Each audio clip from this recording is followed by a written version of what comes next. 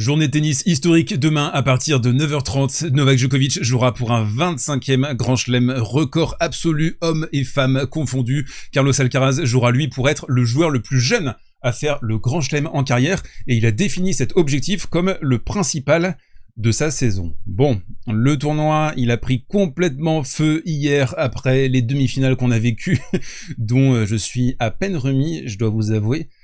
Comme d'habitude, là, sur ces previews, on va prendre le temps. J'ai préparé le petit café, le petit verre d'eau aussi pour vous faire ça en une prise. On va essayer.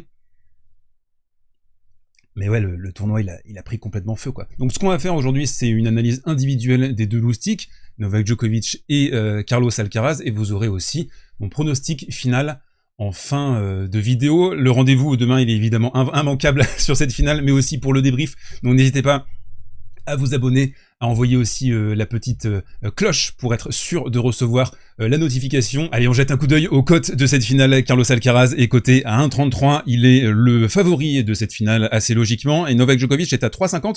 On va discuter de ces cotes justement. On va voir si on est d'accord avec ça ou pas. Je précise, cette séquence, elle est en partenariat avec les Winami de Winamax. Vous avez l'éternel lien dans la description. Vous connaissez la formule, c'est une offre qui est pour les majeurs. Vous avez aussi, pour 1 seul euro sur votre compte, la possibilité de regarder en streaming tous les matchs de tennis. Donc par exemple, demain, la finale de l'Open d'Australie, mais aussi pendant toute la saison. Ça, c'est vraiment un truc qui peut être pas mal pour vous si vous souhaitez suivre cette saison 2026 de tennis. Alors, on retourne à nos affaires, on va parler de Novak Djokovic.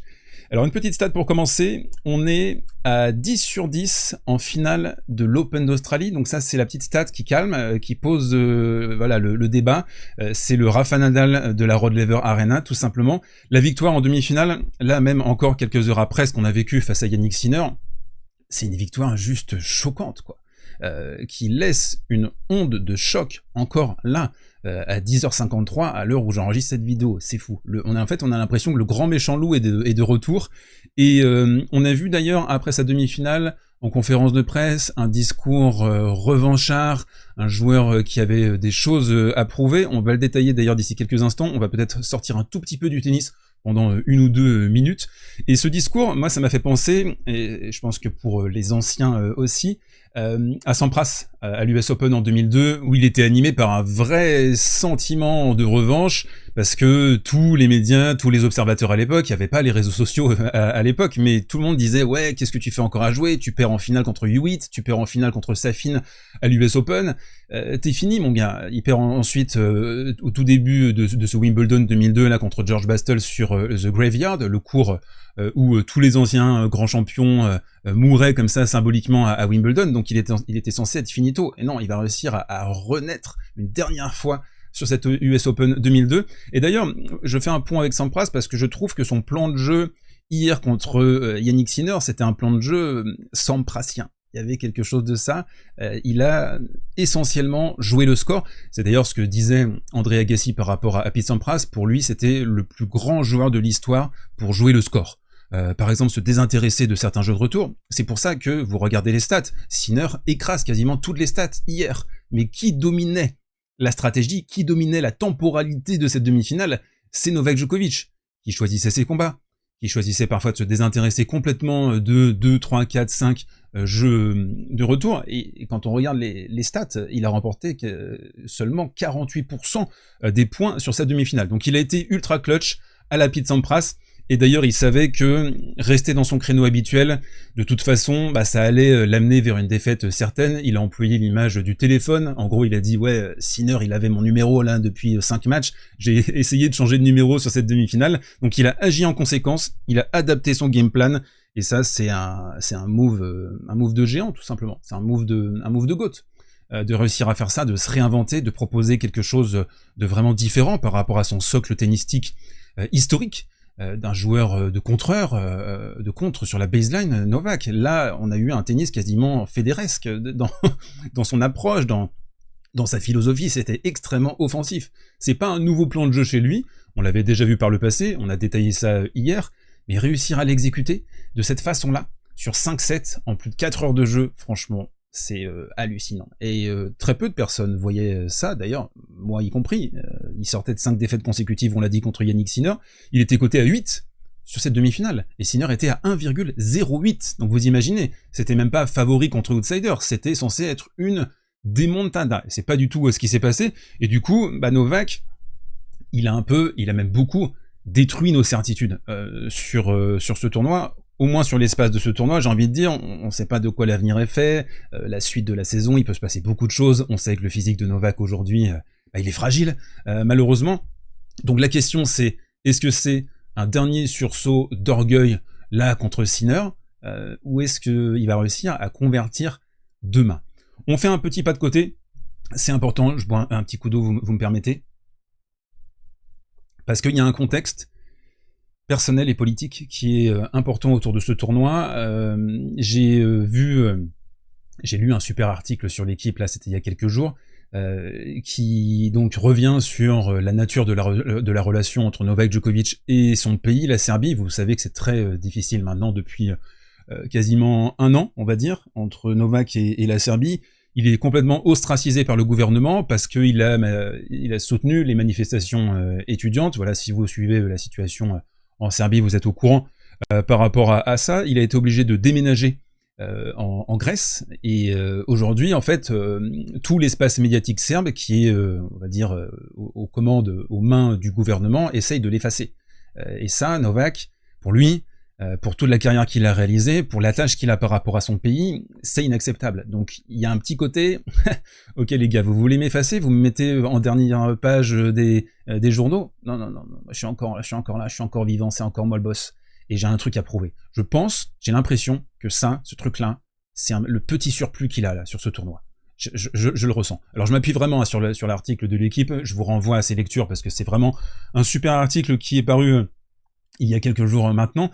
Et en conférence de presse aussi, suite à cette victoire face à Sinner, il a livré une phrase très puissante, je trouve. Il a dit « La victoire de ce soir équivaut presque à remporter un grand chelem ». Vous imaginez? Pour un gars qui en a remporté 24, de dire ça, de verbaliser la chose de cette façon, je trouve que c'est très puissant. Et il a dit « J'essaye de profiter du moment que je vis ce soir avant de me projeter sur cette finale ». Donc vraiment là, on a un contexte qui est très important. Maintenant, factuellement, on le sait, il va avoir 39 ans Novak, c'est très difficile à son âge de reproduire en constance une qualité tennistique comme ça, sur la durée, sur ce format-là. Pour moi, c'est la grande interrogation autour de Novak.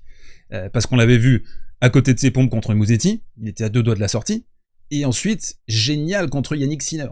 Donc on a des écarts de perf dans les matchs, même parfois au sein des matchs. Alors ça s'est pas trop vu face à Jannik Sinner parce qu'il a été d'une clutchitude royalissime, mais voilà, ces écarts-là, je me souviens, c'est très visible sur la fin de carrière de Roger, sur la fin de carrière de Rafa aussi, on le voit chez Stan, on le voyait aussi chez Murray, même si Murray c'est un cas de figure particulier à cause de la hanche. Donc ces écarts de niveau, il faudra le guetter en finale. Est-ce que ça va pas couiner un tout petit peu à ce niveau-là? Ça, ce sera clairement pour moi une interrogation majeure. On rappelle aussi, il a perdu ses 2 dernières finales contre Carlos Alcaraz, finale de Grand Chelem, je précise.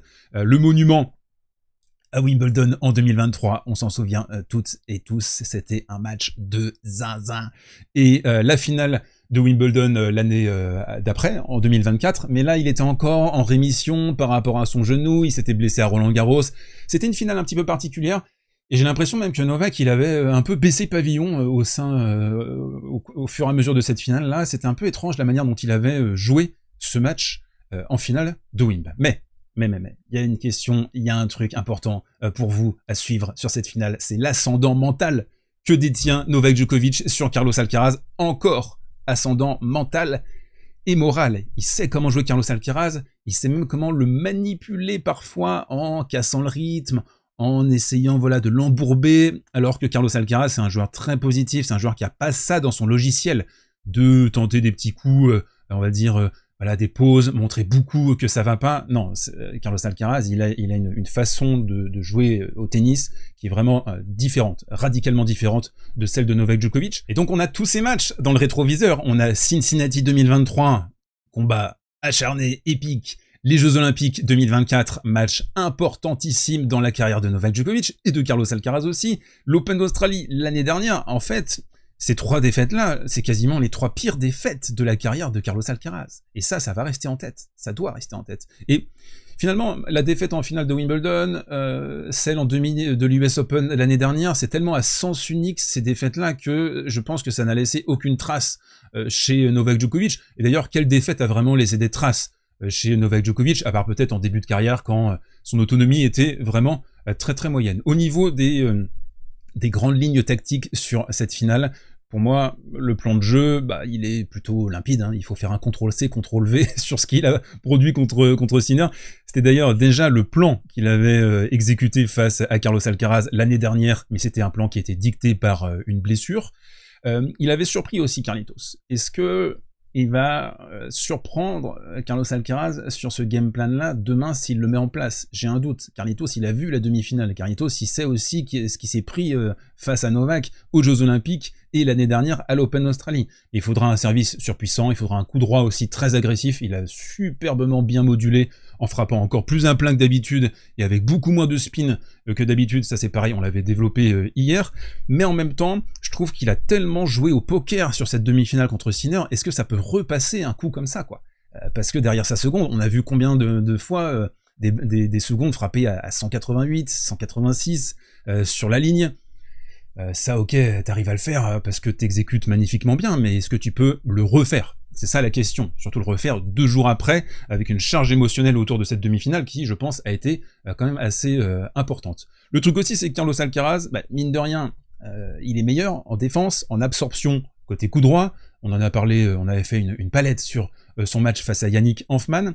Et le truc, c'est que Sinner, je trouve qu'il a été vraiment pas bon sur ce secteur-là. Il s'est fait, mais concasser dans la diagonale coup droit. Donc la diagonale coup droit, ce sera, à mon sens, l'une des clés de ce match. Ça, c'est sûr et certain. On a aussi maintenant les défenses en extension, côté revers, sur dur, avec des balles basses, où je trouve que Carlos Alcaraz, il est meilleur qu'auparavant. Mais l'idée aussi, c'est au-delà d'une idée tactique et d'une idée technique, c'est plus une idée de rythme. Je pense que l'idée, ça va être d'essayer de retirer tout le plaisir à Carlos Alcaraz, qui se nourrit de ça, qui aime dicter le match. C'est un joueur de +1, c'est un joueur qui se nourrit de l'environnement positif du match. Il faut que Novak essaye de contrer ça, de changer ça, d'amener le match dans quelque chose d'autre, et de prendre à la gorge Carlos Alcaraz.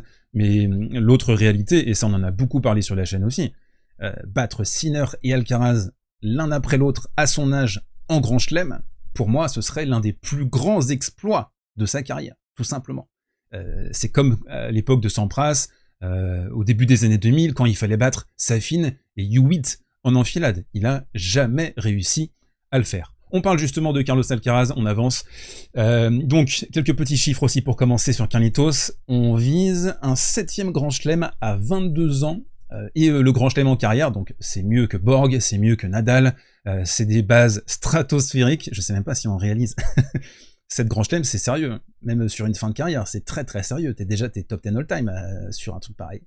Et, ou pas loin en tout cas. Et voilà, ce serait des bases grotesques pour Carlos Alcaraz. Donc c'est un match pour Carlitos, un petit peu comme les Jeux Olympiques, c'est un match pour la grande histoire du jeu. Et c'est un duel intergénérationnel, donc on aurait soit 25 Grands Chelems à 6, ou 24 à 7. C'est pas du tout la même musique, surtout parce que ça peut compter à la fin. Si Carlos Alcaraz a cette ambition, et il l'a, on le sait, d'aller remporter plus de Grands Chelems que le Big 3. Dépasser les 20, dépasser Sampras aussi, d'abord ça pourrait être pas mal, mais voilà. Cette grande histoire du tennis, elle se joue demain, ça c'est sûr et certain. La question pour Carlos Alcaraz, elle se situe au niveau de la cuisse droite. Dans quel état? Est-ce que c'était simplement des crampes? Est-ce que c'était un peu plus? Quelles séquelles on va avoir par rapport à ça? À froid, comment la cuisse et comment le corps va réagir? On a vu et on a senti que Yannick Sinner, il n'a pas vraiment tout à fait récupéré de ce qui s'était passé contre Spidziri. En demi-finale, c'était pas Sinner à 110%. Alors certes, il a été annulé par le game plan de Novak Djokovic, mais j'ai pas trouvé Sinner capable de réagir non plus. C'était assez étonnant. Et l'idée aussi pour Carlos Alcaraz, c'est de pas se faire encore jouer un mauvais tour dans un moment historique pour lui. L'aspect mental, pour moi, il est non négligeable sur cette finale, ça c'est clair. Alors, il y a aussi cette histoire d'impression depuis le début du tournoi. Je trouve que l'impression, elle était sublime depuis le début, mais La demi-finale, bah, quelque part, elle teinte un peu tout ça, parce que aller cramper au bout de 2h30 de jeu, alors certes, il faisait 28 degrés, Zverev aussi était touché, mais on pensait cette fragilité bah, loin derrière lui. Je sais pas ce que vous en pensez, mais moi je croyais plus qu'il était capable de cramper encore. Surtout qu'il avait plus crampé depuis sa demi-finale contre Novak à Roland-Garros en 2023. Il y aura aussi un point important à regarder sur cette finale, c'est la conversion sur les points importants justement. Yannick Sinner, il perd le match sur sa conversion parce qu'il est à 2/18 simplement sur les balles de break. Alors oui, Novak a servi comme un dieu vivant, Novak nous a trouvé des lucarnes dans le 5e, là, sur les 2 balles de débreak, on en a parlé hier, c'était complètement fou, mais Carlitos devrait être beaucoup plus clutch que ça pour essayer de s'imposer, c'est sûr. Surtout qu'il a mis du temps à être clutch dans le 5e contre Zverev, il a 5 balles de break qu'il fait pas, il prend beaucoup trop de risques, on a l'impression, avec son coup droit, à essayer de pilonner comme ça Zverev, il fait pas ces balles-là, et il a de la chance de jouer Zverev, qui à 5-4... Ok, il dit, lui, les jambes ont disparu, mais je pense qu'un bout du cerveau aussi a disparu, malheureusement, pour Sacha.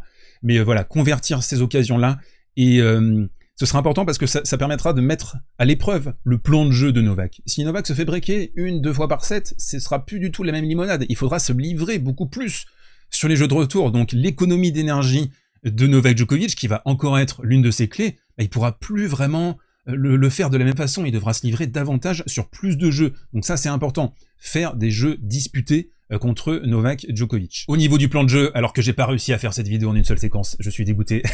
Au niveau du plan de jeu, par rapport à tout ce qu'on a vu depuis le début, leurs 9 matchs, on a plein de souvenirs, on a Madrid, on a Cincinnati, on a les JO, on a l'Open Australie, on a tout vu, on a tout croqué, on était là sur tous les matchs, et on s'est imbibé de tout ça.